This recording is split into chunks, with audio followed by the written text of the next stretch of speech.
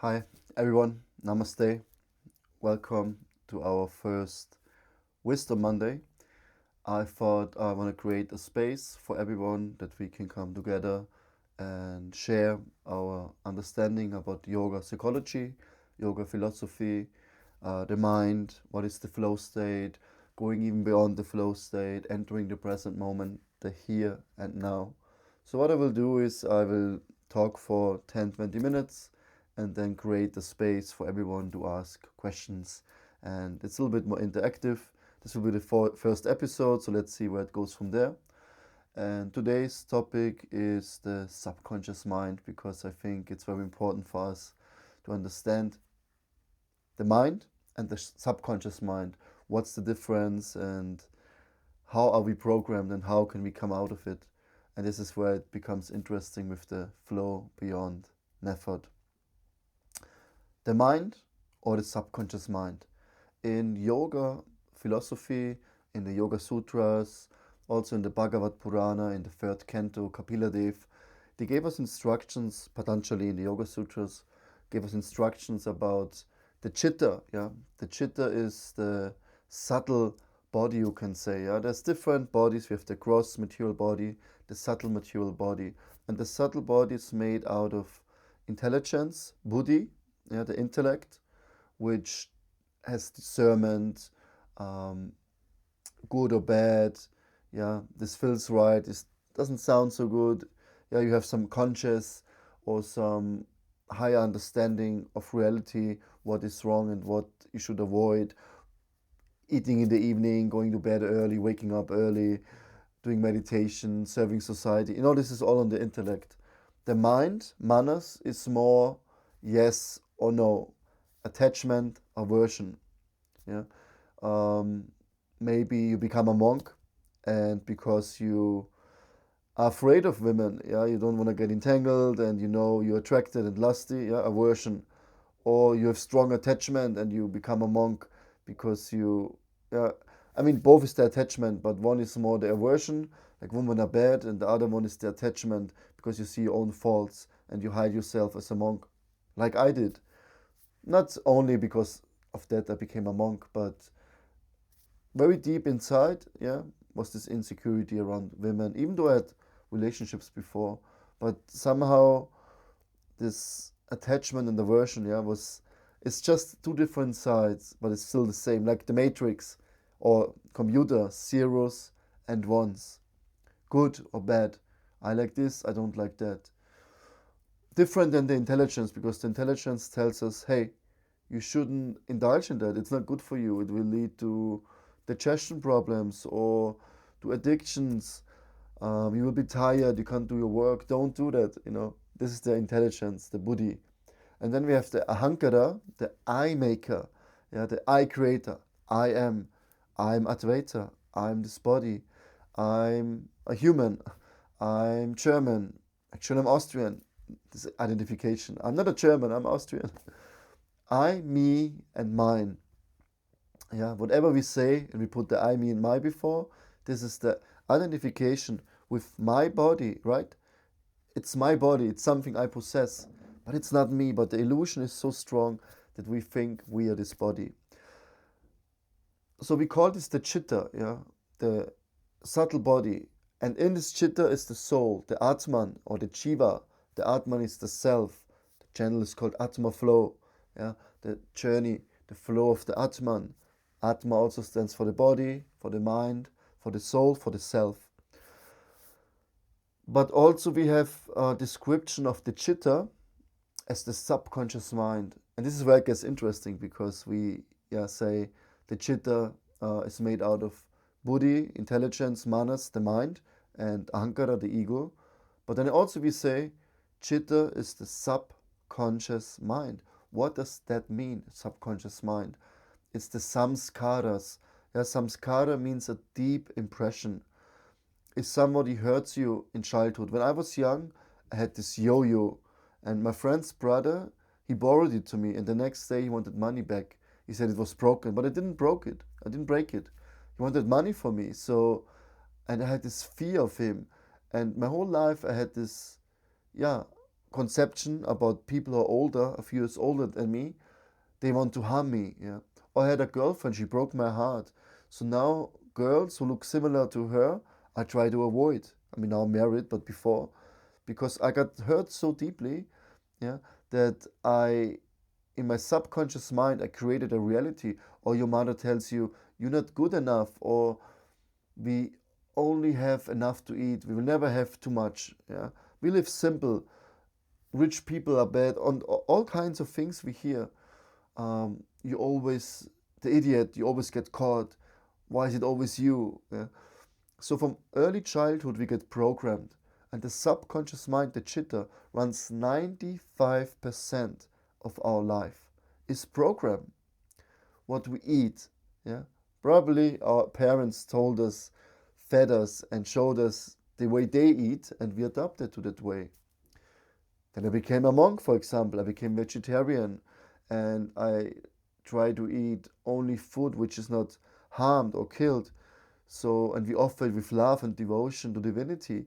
So I adapted this behavior. Yeah? So my program was reprogrammed by association, by circumstances, by convictions or ideas. So we can change the program. So when 95% is the subconscious mind, so means the conscious mind is only 5%. And the conscious mind, I don't speak about consciousness, yeah, because consciousness itself is a symptom of the soul. It's pure. The conscious mind is more the intellect, the buddhi, and the manas, the mind. The mind in that sense, to not discriminate. Discernment means buddhi, intelligence. The mind in that way that you like something or dislike something. Yes or no, 0 and 1. This is our conscious mind. Like right now, when you listen to this is your conscious mind processing. But what happens later, okay, your buddhi maybe also works. Okay, when you would say, I don't like this video, let's go to the next, yeah? Then you use your mind, yes or no, attachment, aversion. If you would use your buddhi or intelligence, you could say, listening to this really enhances my mood and is good for me. I should keep on going even though I'm tired, even though I want to watch a movie now or eat. But this really helps me in my life. Yeah, or the other way around. Listening to his words, it will destroy my faith and my relationships with my loved ones. So maybe I shouldn't listen to that. That would be the intellect. So this is our conscious mind. But our life usually doesn't run on the intellect or the mind. Because usually what happens is we listen to our body or to our subconscious mind, to our program. Yeah? Everything what happens, desires, traumas, karma, you name it, yeah. Everything what happened in the past is stored in memory, not just in the subconscious mind. I mean, what is the subconscious mind, yeah? But the body itself, yeah. We made out of water. Everything, water is, you can put information into water by frequency. So everything you hear, everything you experience is stored in the body, especially when it's connected to a feeling. If it's just some theology, some philosophy, some words, it might program your subconscious mind, but what will really program the subconscious mind is if you have an emotion to it, yeah? Like my girlfriend left me. She looks blonde and this size and this name and from this area of the town, whatever, yeah? You have this picture of her and then you have the feeling, the emotion. And this programs your subconscious mind. This programs your life to every minute detail, whatever you eat, whatever you would like to watch in television. Yeah? Why is everyone a different taste? Some people like to watch creamy, some people like love stories, some people like action movies. Yeah, everyone has his flavor. Like I like movies where there's big friendship and brotherhood, where they were enemies before and later they became good friends and helped each other in a matter of life and death. Yeah, this is what makes me feel like crying or going deeper. Yeah, where it triggers some emotion. Where there's an action movie where somebody gets saved, I couldn't care less. Yeah, so everyone has a different flavor. Yeah, Someone likes pizza with broccoli and without tomato sauce. The other one likes lots of cheese on the pizza. The other one likes vanilla ice cream. The other one chocolate ice cream. The other one likes sunny days. The other one likes snow. Yeah. So we all have different flavors. But it's not that we just woke up and decided, oh, today I like this, and we choose. It already comes from our early childhood. If we go even further, it comes from previous lives. Because when we leave this body, stula śarīra, I think was the body called, yeah, the gross material body, and we take the sūkṣma śarīra, the subtle body with us, the citta, travels with us through the life force, through prana energy, and we take another body. And the next body we get is determined by the state of being we have in the moment we leave this body. Whatever comes up, we say sometimes the whole lifespan.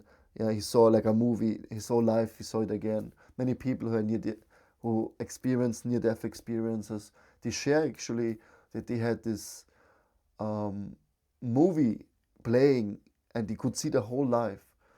And whatever emotion, whatever feeling and desire you have in the moment of death decides your body in the next life. So it's not just enough to change now and hope that in the moment of death you have the right thoughts. It's your whole life, starts right from the beginning. But of course, the closer you are to death, the stronger your impressions.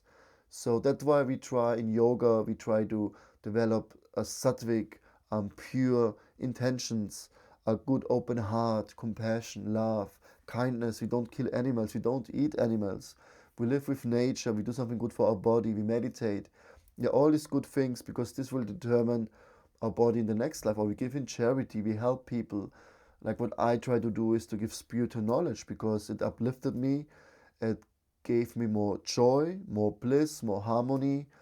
It brought me my beautiful children, my amazing wife. I have enough material facilities, to live a life of being free, abundant, and in harmony. I can do my workouts, I can be in nature. Yeah, everything I get, I would like to give back. So that's why I want to share. And this creates good impressions, good karma, because karma is not just in the outside. Karma is stored in the citta. Yeah? So whatever we do and think and with people we associate or stuff we attract or desires we have comes from within, connected to our karma. Yeah? So when we say good karma, bad karma, and if you have bad karma, then bad things happen. But even good karma binds you to this material world. So the point is actually to get free from the good and the bad karma. What is another topic? I just opened the box of Pandora. But we create karmic reactions. Yeah, action. Karma means action. Yeah, activity. Any activity creates a reaction, and this gets stored in our subtle body. So in the time of death, it determines which body we get in the next life. If we only live for eating, sleeping, defending, and mating, yeah, what also the animals can do, by the way, guess what will happen in the next life? Probably we will get an animal body. And even it's nice. I mean, if you want to eat, sleep, and have sex, become an animal and defend, run for your life, fight for your life, the survival of the strongest. This is how a society promotes life nowadays. But the animals, they get everything for free. Yeah. We have to work very hard. We have to suffer, we have to struggle. There's a little bit of enjoyment here and there. But in general, life is not so easy, right? So one saint said, spiritual life might be difficult, but material life is impossible. Yeah, because you have to work so hard. Yeah. Spiritual life is lots of purification, but it's actually so easy because there's nothing you need. Everything is already within. So we have the mind, the subconscious mind. Yeah, we have the citta, the ahankara, the buddhi. There's so many Sanskrit words I throw around. Which direction I would like to go is to understand the essence of yoga. Patanjali Muni in the Yoga Sutras, second verse or sutra, he said, yoga yogas citta vritti nirodha. Yeah. So citta, I just explained, the subconscious mind, or also the subtle body made of the mind, intellect, and the false ego.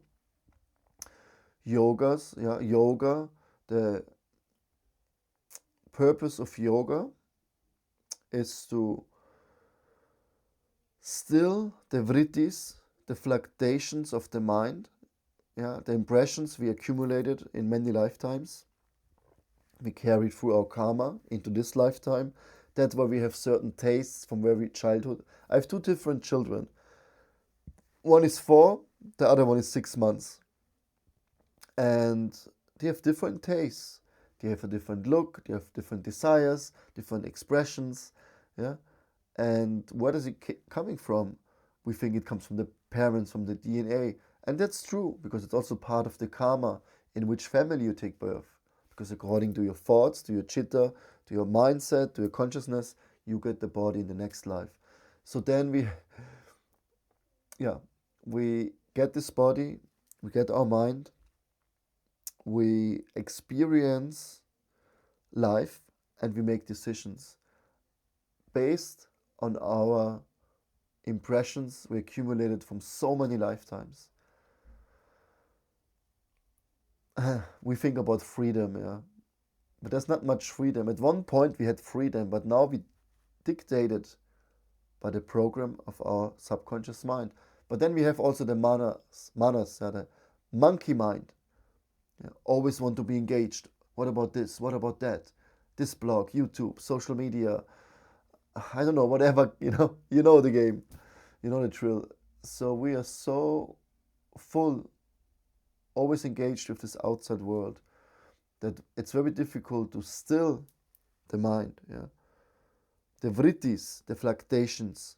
We have once the fluctuations from the subconscious mind coming up, desires, but we have also new impressions we perceive through the mind and analyze through the intellect. And then we get stuck constantly. Try just to meditate for a minute without thinking. It's very difficult. So we constantly in a kind of fight and flight and freeze response. There's always stress. Like I mentioned, the animals, if they get attacked from a tiger, a deer or an antelope, they run away. And after 30 seconds, they change the nervous system. They went into flight, fight or whatever, freeze. They run away. But then 30 seconds later, they can switch and go back to the animal life. But we human beings, we get stuck. Our nervous system is so overstimulated, the sympathetic nervous system reacts, and it takes us hours and hours, sometimes even days, to come back to normal. So with yoga, and yoga, don't just speak about asanas. Yoga itself means to connect the individual soul, the purusha, to the param purusha, to the higher self, or the atman, the soul, the self, to the param atman, to the higher self, to connect to the nature, to connect to yourself, to understand yourself. And there's different stages of yoga. What I focus most is the asana part, postures, pranayama, the breath control. Whoever controls his breath controls his mind. If you're at gunpoint, or if you get bad news, just observe your breathing, more shallow, more in the chest. If you calm your breathing, and something in the outside happens negatively, it will not affect you in the same way, because you're centered, your mind is calm. We usually only react because the mind, how can you say that? And then we connect it to our memory in the body through our subconscious mind, and we relive past experiences and traumas and desires and whatever is there, and we create a fake reality of our understanding what is reality or true, and then we react with our mind to the circumstance. But if we're in control, if we're in yoga, united, and the there's no vrittis, no fluctuations. The citta is completely pure and calm. Yeah. We're not covered by the clouds. The sun is pure. Pure consciousness is shining through our body. This is the path of yoga. This is the message for today. I prepared many more things, but I think just to reflect on how does my mind work, manas, my intellect, yeah? How does I discern what is good and bad for me, and how much I identify with my body, with my family, with my country, with whatever is I, me and mine. And then understand that we have the citta, the subconscious mind, running our whole life from past experiences. What to speak about future expectations. So the goal of yoga is to enter into a sattvic state of the mind, where the mind is peaceful and calm. And sattva means purity, goodness, yeah? The mode of goodness. So in this mode, the mind can be calm, and you experience in the present moment happiness and wisdom or knowledge. And this is only possible when you're in a calm state of mind. Like I prepared for this video, I meditated before I come on the camera, because otherwise I can't speak properly. I can't think about all these things. I made some notes, but I never looked at the notes, because it just comes if you're connected with the source. So this is the goal of yoga, to really still the mind. If there are any comments, questions, feedback, please let me know. And looking forward to have you in the next session of Wisdom Mondays. By the way, today nobody showed up, but it's completely okay. I'm dedicated now. Every Monday we will meet. If you watch the recording later, that's fine. It will be also on YouTube, so there will be some people seeing that. And please give me your feedback and reflections, how this resonates with you, and I hope I can just continue every Monday to release one of these beautiful talks and reflections I had during the week, and try to share from the bottom of my heart and my own limited understanding. But there's some realizations and teachings I learned from my spiritual teachers over the years, and I just want to share something beautiful, and I hope that can benefit you in any way. Thank you so much for watching. Namaste. Stay conscious, and let's flow beyond.